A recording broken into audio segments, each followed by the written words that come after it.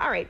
So we're talking about mellowing on medical marijuana. So your doctor says to you, you know what, to help alleviate that pain, I'm going to prescribe or recommend to you medical marijuana. And you live in any one of the 13 states where it is perfectly legal, medical marijuana, that is. So now what? What do you do?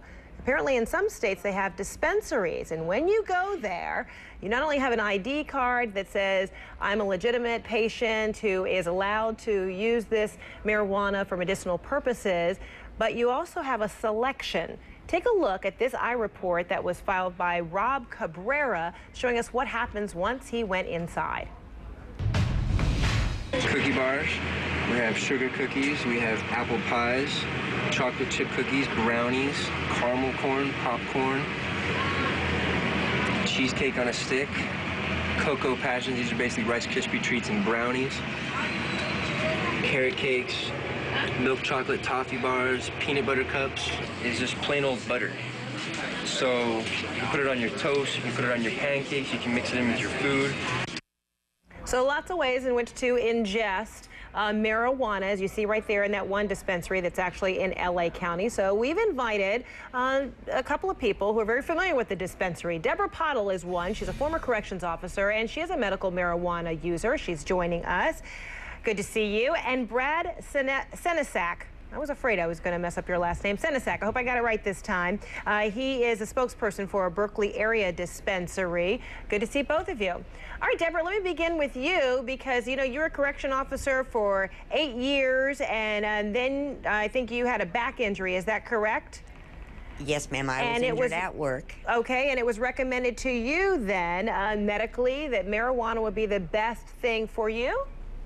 Actually, how this all happened is I became allergic to all medications as far as pain meds. And so I can no longer take medications. Exactly. And I go through such extreme directions with pain medications that I had to look at another option because I am permanently nerve damaged from someone opening my spine. Oh. I didn't have a choice. It's either that or no meds at all. And, you know, I choose life. Yeah, and we saw the variety of methods in which you can choose from when it comes to medicinal marijuana. You choose not to smoke it, and perhaps because of what you just said, you know, your intolerance to a lot of things, but instead you take marijuana in edible form. How do you know that you're getting the right kind of potency based on what your doctor had prescribed to you?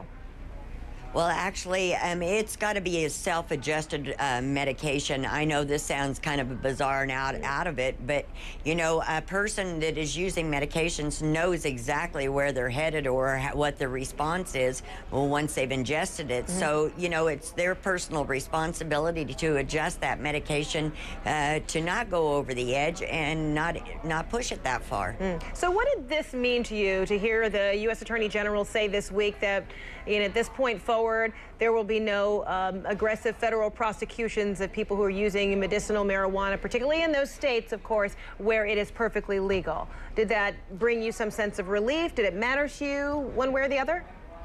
I think it takes some pressure off. It really needs to.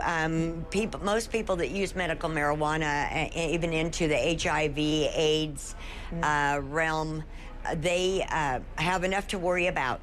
And so just trying to keep their food down and keep their life going one day to another is important, and pressure off is pressure off. Okay, well, Brad, let me bring you into, Brad, let me bring you into this because we heard from Ron Brooks earlier, and he mentioned that, you know what, one of the big problems with the dispensaries is no one's really regulating them, and a lot of them are breaking the laws. How do you respond to that, and how do you know that you're following all the, or your dispensary that you're a spokesman for is following all the rules? Sure. Well, and first of all, I represent Berkeley Patients Group in Berkeley, California. And, you know, there are guidelines that the state has set, and you hope that everyone follows them. You hope that for anything in the medical industry, you hope that it's being followed. Unfortunately, it's not the case. We at Berkeley Patients Group consider ourselves to be a role model for a dispensary. We're very concerned with our patients' wants and needs. We're very concerned with our city's wants and needs. In Berkeley, there is a good neighbor policy of which we adhere to wholeheartedly, and we are actually celebrating our 10-year anniversary on October 31st, and the city of Berkeley is declaring it Berkeley Patients Group Day. And quickly, do you concern yourself now that there will be kind of a blossoming of dispensaries now that we're hearing this relaxation from the federal government? Does it concern you? No, I think that if the cities are doing their due diligence in terms of looking at the legalization and having people adhere to the policies and procedures that are put forth, like Berkeley Patients Group follows, and we adhere to those 110%. Okay. I think that you do have, as you will with any industry, have people who just want to, that aren't going to follow the rules. Yeah. And and that is, that's in any case. That's whether it's be someone serving a minor alcohol, but we're talking medical. It's people have a need for this product. Yeah.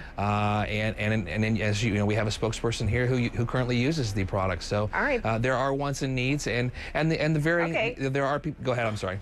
We're just running out of time, and we're going to continue this conversation after the short break. But I got to take a short break. Brad Senesac and Deborah Pottle, thanks so much. When we come right back, we're also going to be talking about what's next for those states where marijuana is legal. What about taxing that medical marijuana?